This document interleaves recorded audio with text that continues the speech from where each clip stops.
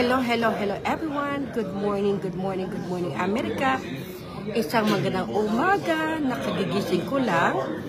So, hindi ako naka-vacation for a little breakfast.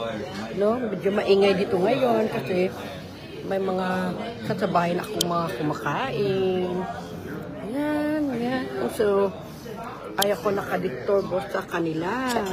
So, it's breakfast time. Oo, hindi ako masyado nakatulog kagabi. Dahil nandito tayo ngayon sa hotel.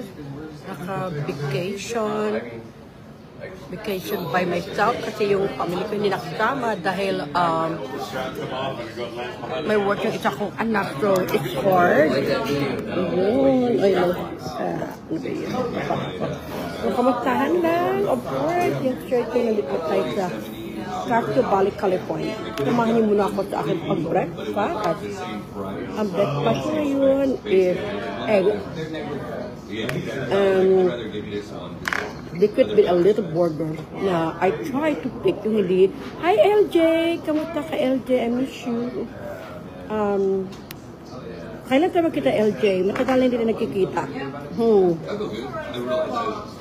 Bukod tayo, ha? So,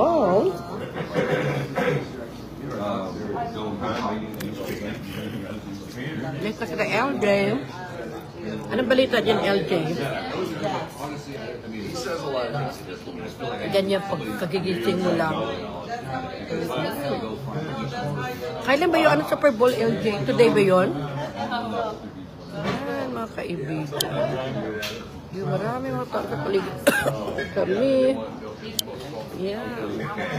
Kaya, hi, hello, good morning everyone. So, again, good afternoon, good evening sa other part of the world. Pasensya na yung boses ko, hindi ko alam. 3 weeks na to na ganito pa rin yung boses ko. So, hello Mid, happy birthday. Wishing you the best, good health, and beautiful life.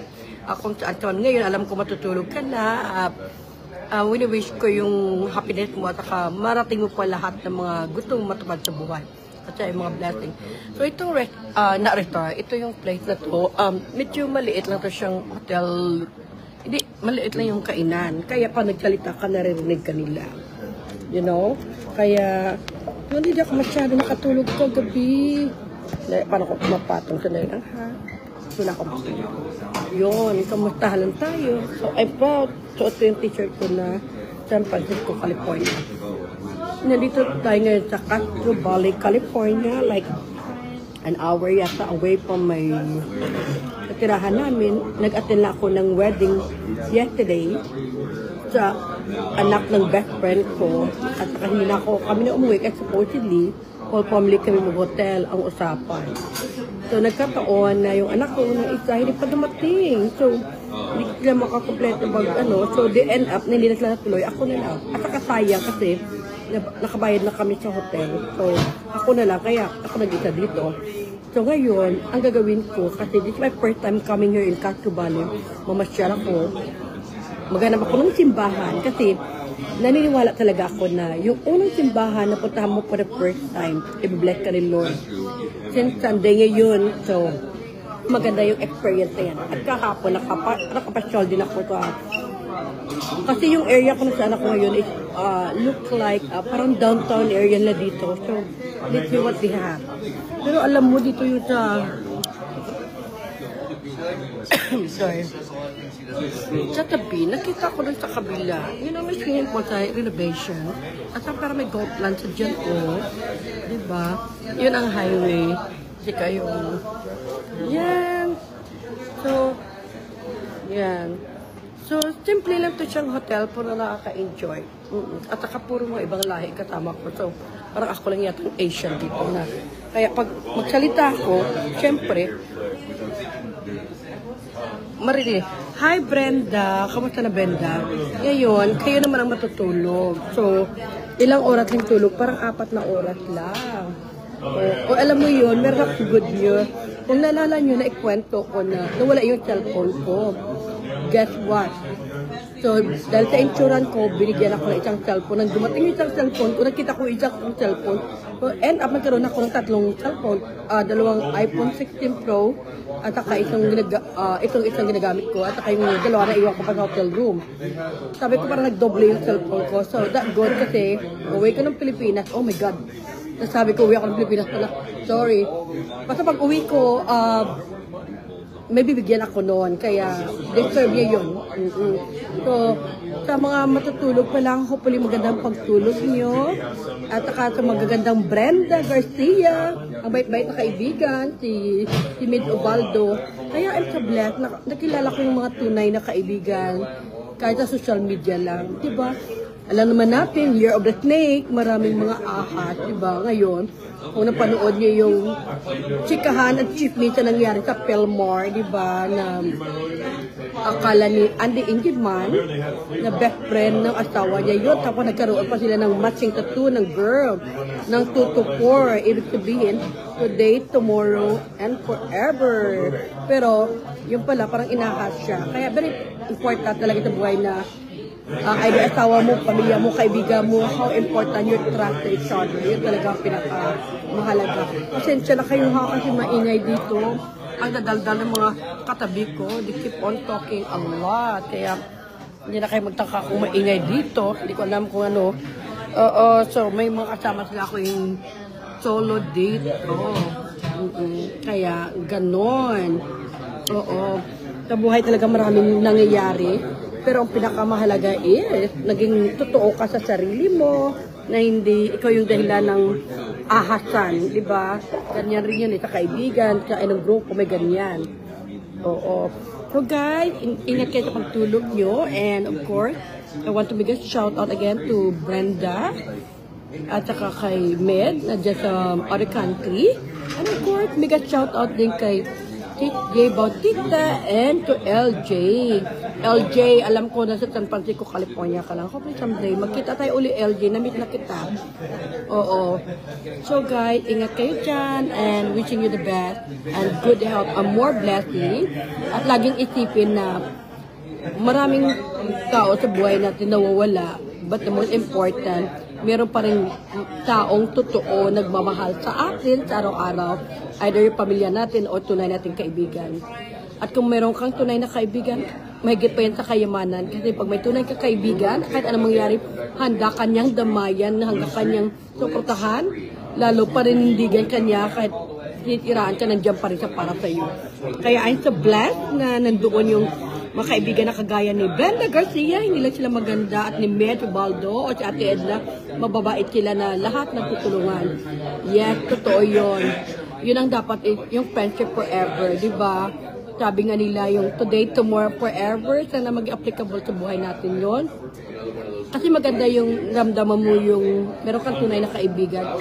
Kahit hindi mo siya kadugo, totoo yun, pero turing mo siyang kapatid. You know, kaya sa ating Brenda or me or Ate Edna, Ate Maribek, sino pa dyan, name all, marami sila dyan. You know? At saka for Melka, magpagaling ka na alam ko na we pray for your good health at saka blessing. At ako, of course, asawa ko, kung nanood ka man, uwi ako mamaya, magpasal muna ako, pupunta muna ako sa simbahan kasi isa talaga sa aking goal. Wherever I go, whatever I do, always to visit at church. Lalo na pag first time ko sa isang lugar kasi I always say a prayer to everyone for the good health, for the happiness, and blessing. Kasi ang pinakamalaga sa buhay natin, there's always God who will take care of us. There's always God that loves us. Kasi, di ba, ang natutunan ko kasi, pupunta ko ng LA sa February 14, 15 and 16. So, sa mga kaibigan ko dyan, na wherever I go, I always pray to the Lord na i-bless tayo. Kasi lahat ng bagay, yung karangyaan, kasikatan, kayamanan, yung kalusugan, puro KKK yan, right? Karangyaan, kasikatan, kalusugan, kayamanan, 4K, maaring mawala sa buhay natin. Or kapamilya, ay kaibigan, 6K, di ba? Karangyaan, kasikatan, katawan, kalusugan, kapamilya, kaibigan, maaring mawala sa atin sa isang idlak, you know, or kayamanan. Pero kay Panginoon sa atin, kahit ano pa mangyari, hindi tayo pabayaan ni Lord at hindi rin tayo bibitaw because God will taking care of us. Hello, Caro Bellarosa is watching me. Get shout out for you. yun nga, yun nga totoo yun. May mga tao na kilala mo lang sa social media, pero pag mabait at totoong tao, they support you and believe on you. Kasi huwag ka basta maniwala sa ibang tao. Mas pagkatiwalaan mo kung sino yung tunay na tao na nagsasabi ng totoo, na hindi lang yung pasweet sa camera or, ang tunay na kaibigan, sa harap mo, sa likod nandiyan para handa kang damay at suportahan. Yes, ano yung sabi ni Med? True yan, ma'am, ganyan din. Nagsibaling lagi ngayon ang alaga ko, hindi, pasensya na kasi wala ko salamin. Hindi nakasiba, pero hindi nakalimutan ang kay bago matulog yet. Oo, yun talaga ang pinaka-importante, magdasal tayo. Oo, siguro busy sa Ate Edna. So, yan talaga yung mahalaga. Tingnan mo, mga tao sa harap po, nag-take picture sila. Yan. Ito po, masaya sila makasama. So again guys, enjoy ang buhay. Huwag kalimutan pahalagaan yung kalusugan, yung kayamanan, lahat ng bagay na pinaghirapan natin, pati yung mga kaibigan natin, yung kapamilya natin, at saka yung of course yung katawan natin kasi yun ang pinakamahalaga. And year 2025, even year of the snake, huwag po tayo maging ahas para sa ibang tao. Maging mabuti po tayo mga tao sa araw-araw ng buhay natin. Kaya I'm so excited. This is my third week of the year 2025 for my vacation, almost every week. Next week, see you in Los Angeles, California. And I'm so excited kasi after 2 years, hindi ako nakapunta ng Los Angeles. Sorry. Pumunta pala ako. Pumunta ako ng 2023. Nakukuha ko ng award sa Hollywood, California. So, siguro sa Hollywood, California, meron akong 4 na award na kuha doon. So, this time, kasi magkaroon ako ng conference at vacation. So, pupunta ako doon. So, excited na kasi biyara kasi ako nag-vlog or nag-live na ngayon kasi na-busy ako. Basta may time ako sa weekend, I try my best. Lalo na marami tayong mga magagandang mga kaibigan na nanood ngayon kung saan sulok man ng mundo. Just say your place or your country and your time. Lalo na si Mitch Ovaldo, sobrang bait yan. Si May Quico, si Brenda Garcia, at sa mga lahat pa Ate Edna, kung saan ka mga yun dyan, si Ate Maribik, at sa lahat pa ng mga tao. So, enjoy natin yung buhay. Marami nagtanong sa akin kung sino ba talaga ako. Okay, sagutin ko yun habang nandito pa ako. Of course, very simple. Ito akong Pilipina. Philippine-born. I was born and raised in Philippine, Bacolod City. Pero I am a half, 50%, of course, 100% Filipina. 50% Ilongga kasi yung nanay ko taga Bacolod. And 50% Waray kasi yung tatay ko taga Leyte. So, but yung kwento ng buhay nila, nagkakilala sila sa Maynila at umuwi sila ng Bacolod at doon ako lumaki. Kaya hakap talaga ako. Kaya hindi ako masyado marunong magwaray pero I can understand. Pero I'm fluent Ilongga talaga. Kaya I'm proud Ilongga.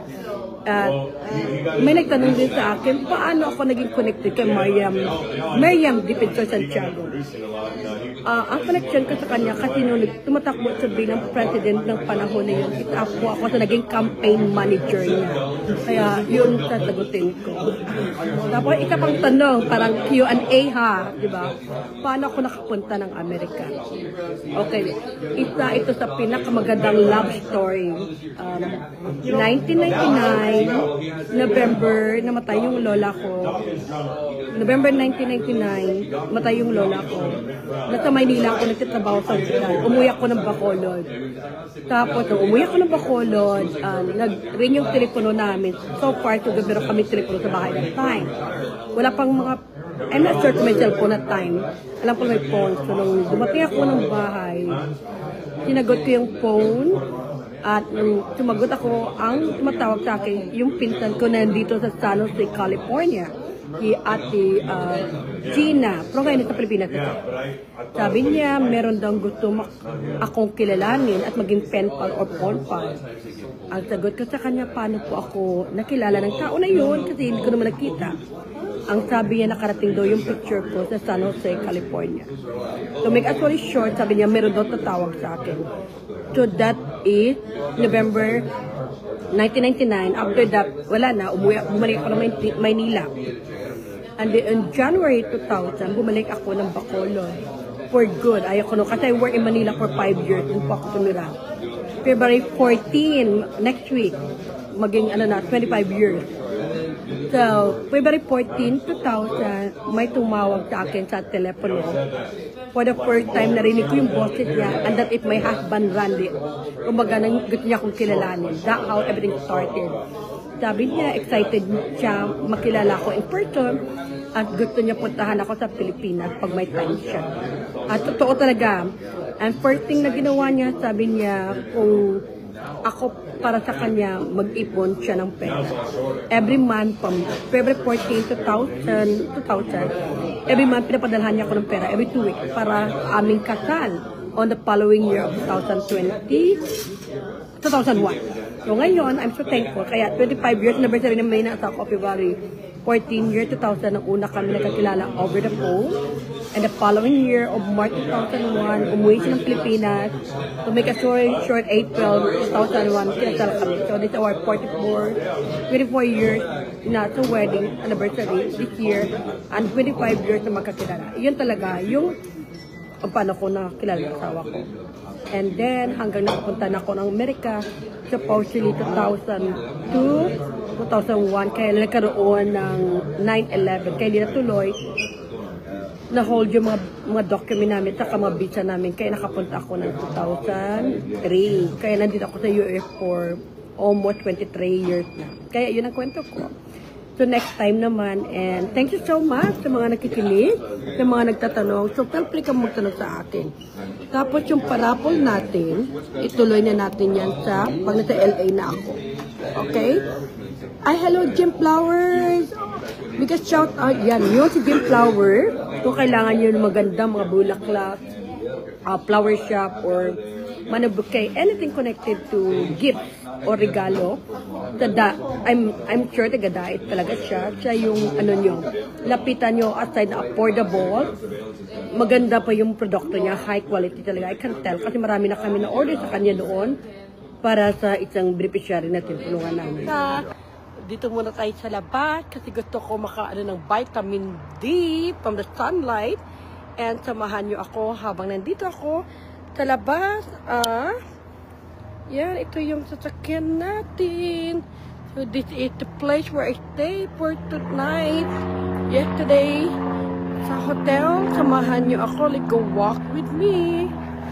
Yan, pasok muna tayo. Yeah. Walk. Alam mo, before tayo pumasok, ang ganda ng golf land sa labas. You know? This is where in Castro Valley. So, yan. Gusto ko pumunta dyan. So, that's the golf plan. So, we're along the highway. You know, sa mga, yan, there's a mountain on the other side. And there's other place on the other side. And, samahan niyo ako. So, let's go and walk. And then, it's a health site. Yan, sa taas. Kasi I need to check out bago mag 11 o'clock. Kasi may car, kasi may pangalan yan. And let's go inside. Yan. At doon po tayo nag-breakfast kanina. So, samahan niyo ako sa ating hotel room.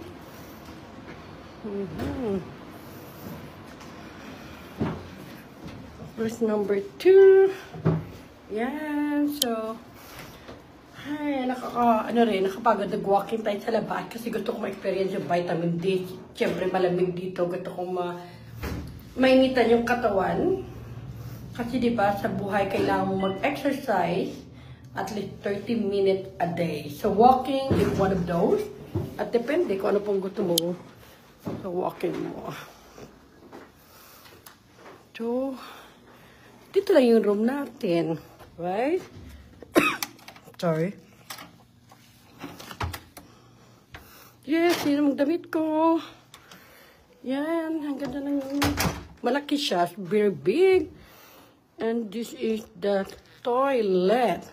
Automatically nag-on siya, di ba? Yung pamagamit ko. Oh my God.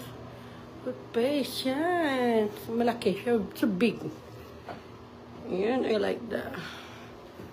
So, yan. Bed. 2 beds. Ito yung refrigerator na walang laman. Kasi kahapon ako dito at pumunta ako sa movie. My purse. The case pa regalo asawa ko. Yeah, simple. Ang luggage ko. And ito yung view na makita nyo sa takyan ko sa labas. Yan.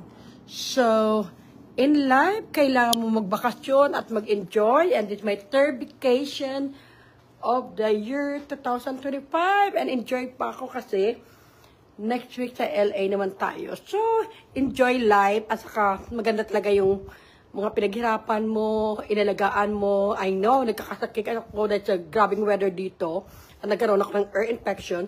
At saka maraming magandang nangyari sa buhay ko every single day. I appreciate the beauty of life. Appreciate all the people na sinasabi ko kanina. Ina-appreciate ko anong meron ako.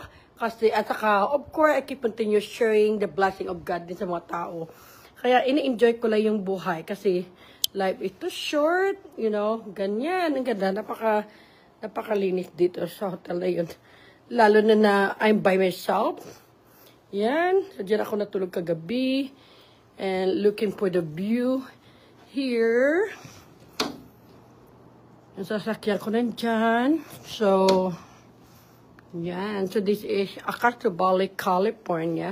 Tingnan natin yung view sa kabilang ano. Kasi, yan, again, of course, my bathroom. Yung mga gamit ko dyan. Yan. Daming towel dito. Kaya, alam mo ko rin.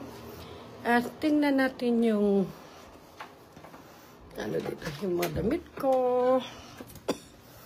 Kita ko yung wow, diba? Maganda yung marami kang pinupuntahan. Yan, ito yung gusto kong view in front. Yan, diba? Yun. Gusto ko pumunta dyan sa golf plan na yan. Yan, the front of the view in our hotel room. Yung swimming pool hindi pa tapos. Ginagawa pa lang nila dito. Yan. So, yan. Maganda talaga pa naman siya. And then the other side, doon, di ka na maaabot. Yan. So, ay, malapit na matapos yung araw natin. So, yan. Mabilis ang oras, panahon. Kaya enjoy my life. Lalo na yung mga maganda yung namamasyal ka at nagbakasyon ka rin. At ikaw lang mag-solo. Sanay kasi ako to travel by myself. Ever since. Kaya, malapit na yung, ano, na next naman, Los Angeles next week tayo.